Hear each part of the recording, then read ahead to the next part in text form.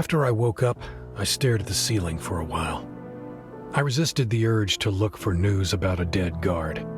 Somebody had certainly found him by now. It was my fault for letting Zora's people go to the church. His death was on me. Fuck. I needed to do something about that. But later. Today would be a deciding day. Zora's words rang in my head. 7 o'clock tonight. I had to do what they asked of me, but I wasn't sure where the data they wanted was stored. I was running out of time. I sat up and made a decision. The sheet on the Liberators. I needed to complete it now. I had a feeling that all the puzzle pieces were there. If I found out who was in charge of the Liberators, I might finally understand what the data was all about and where to look for it. Or maybe I could force them to pay Zora's boss so he'd let Laura go.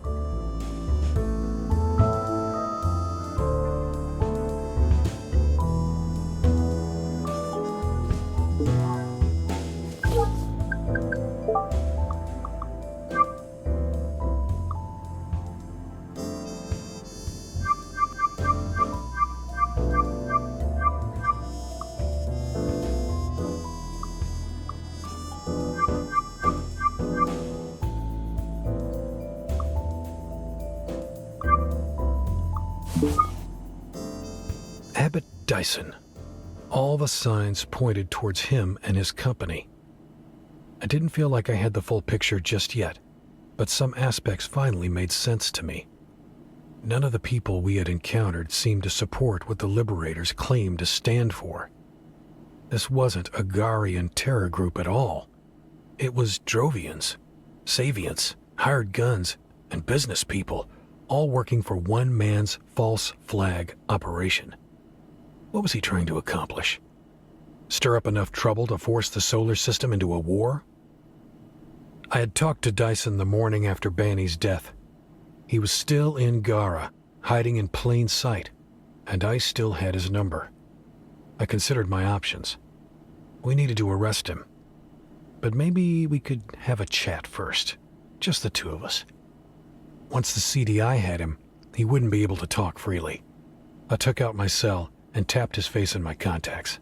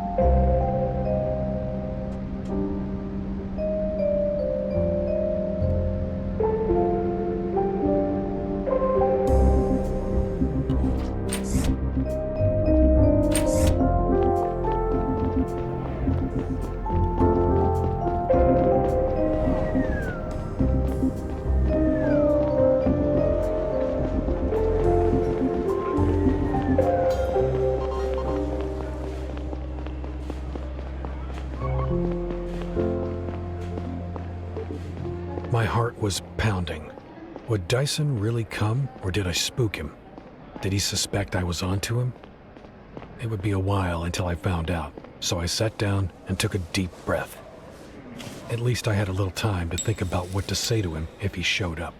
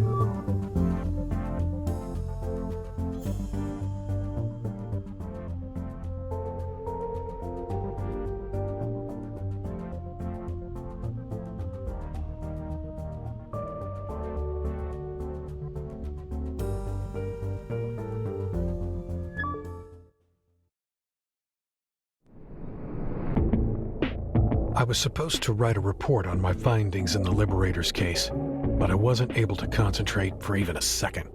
First, I needed to wait for my colleagues to go home to be alone with Saito. He always worked late. But then what? What if he refused to help me? The idea of having to force him was devastating. He was my friend, after all. When I finally managed not to think about it anymore, a much more dire thought crept up on me. Laura might die tonight. And if she did, it would be my fault.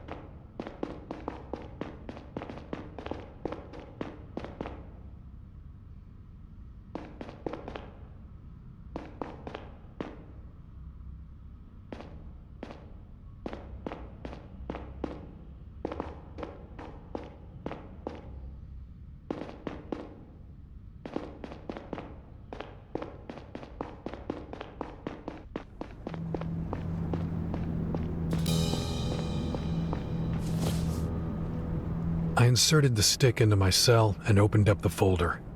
My heart was pounding. For a moment, it looked like the data wouldn't load, but then the files started appearing on the screen. Dozens, maybe hundreds of documents, messages, pictures, and videos. They were decades old. Most of them dated 1799 or 1800. Their confidentiality level was one I'd never seen before. This was the type of data the Garian network would instantly pick up and trace, both to its receiver and back to its sender. It made sense to physically hand-deliver it if one wished to remain anonymous. I didn't know where to begin, so I opened up the very first file in the list, the oldest one, with shaking hands. It was a document sent from someone at the Department of Commerce to the director of the CDI at the time, Amelia Thorne, now Attorney General in charge of the Justice Department. My eyes widened as I skimmed over the paragraphs. When I was done reading the letter, I checked the time. 20 more minutes. I sat down and opened up the second one, then the third.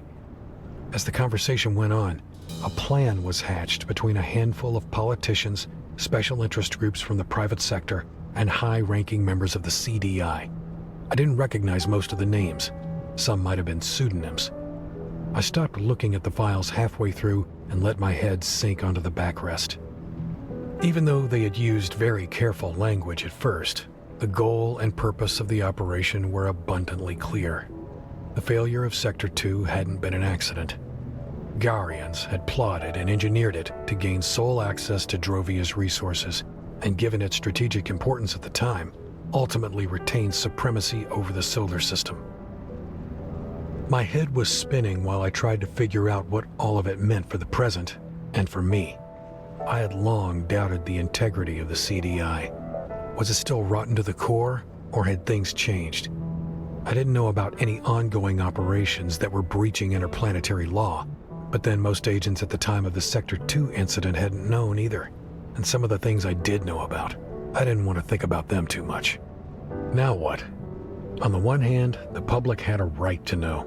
The culprits had to be found and brought to justice. Reparations had to be paid to the affected families and businesses. On the other hand, if the truth came out, the liberators would win. Savient extremists might be emboldened enough to take control of the colony and declare independence. If that happened, Gara would send its ships, and New Joran might send theirs to back up their Savient brethren, and to finally gain access to the planet's Telenium, of course, if their side won. Hundreds might die, thousands even. Time was running out. I tapped the contact of a journalist I had met a while back. I still hadn't made a decision when I heard the dial tone. The data would probably go through if I decided to send it, but there was no way in hell it wouldn't be traced back to me. My heart was pounding so loudly in my ears that I almost didn't hear the voice on the other end.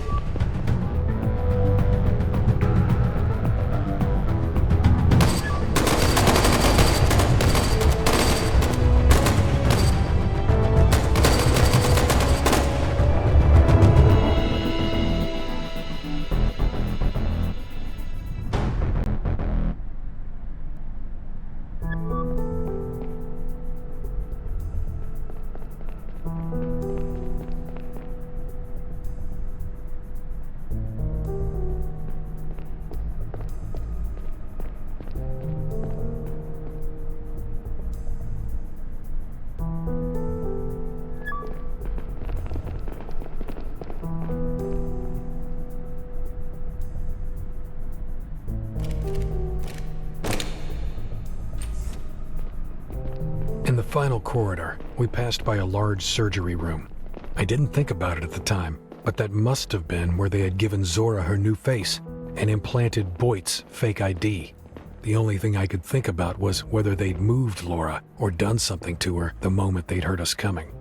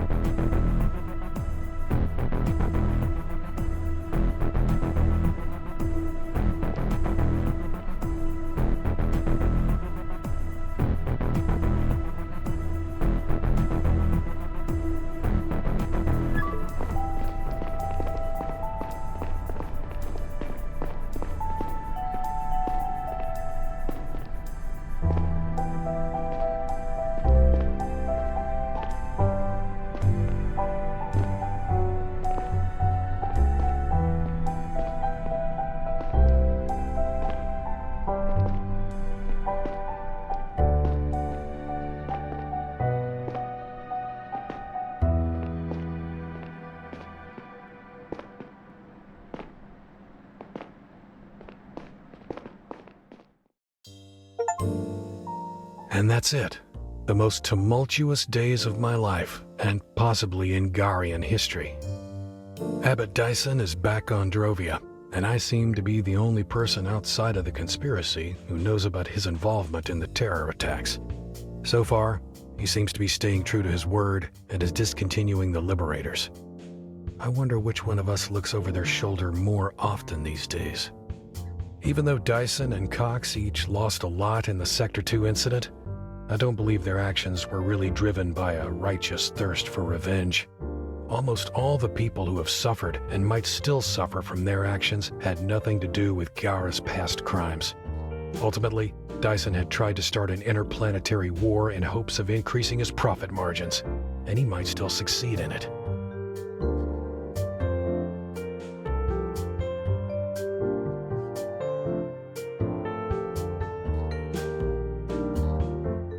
The data I leaked sent a shockwave through the solar system.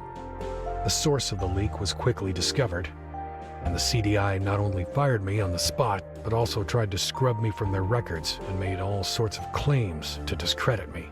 The Garian state scrambled to spin the narrative on the Sector 2 incident, but the data was authentic and unambiguous. 40 years ago, the Savient colony on Drovia had been sabotaged in a secret operation initiated by a handful of Gyara's top politicians, economic elites, and the CDI under the leadership of Amelia Thorne, now Attorney General and leader of the Garian Department of Justice. It became clear to me why she had tried to hide the data, fired the chief when he got too close, and ordered the arrest of Cox when she realized who he was. She is currently awaiting trial, along with a number of mostly retired politicians who were implicated in the conspiracy.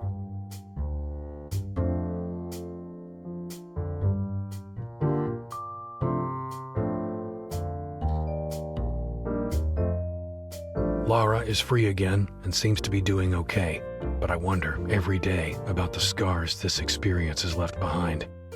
Even though I know I'm not directly to blame, I will never forgive myself for inadvertently dragging her into all this. As for me, I am free again, as free as I was before, but my life is forever changed. Catherine and I are dating again, however crazy that sounds. Things are so different now. The world is so different that maybe something good can come of it again.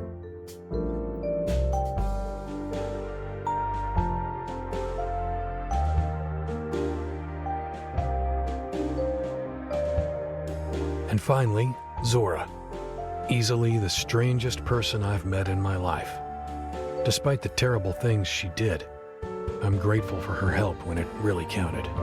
It took the CDI a while to find out anything about her previous life. Turns out her name used to be Elizabeth Davis. She and her friend Boyd had been picked up by the mercenaries as teenagers on the run. Both of them came from affluent Garian families, and both had been reported missing, presumed dead. Zora will be brought before a judge this week, and I'll be there to make a statement. It might sound strange, but I hope she'll walk free again one day.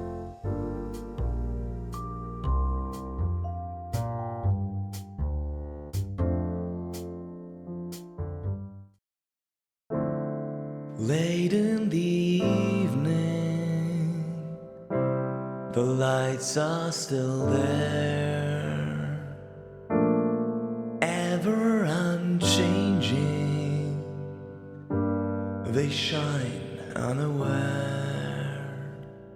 The sea is above me, the sea is beneath. The waves that have parted will once again meet.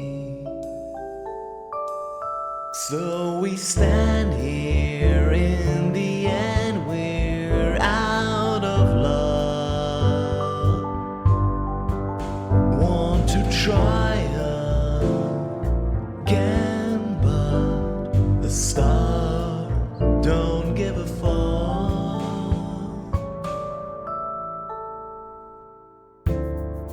Will it have mattered? Is there a cause? Will it return, or will it be love? So we stand here, in the end we're out of love. Want to try again, but the stars don't give a fuck. As we stand here, in the end we lose it all. To the stars above and below, we must look so small.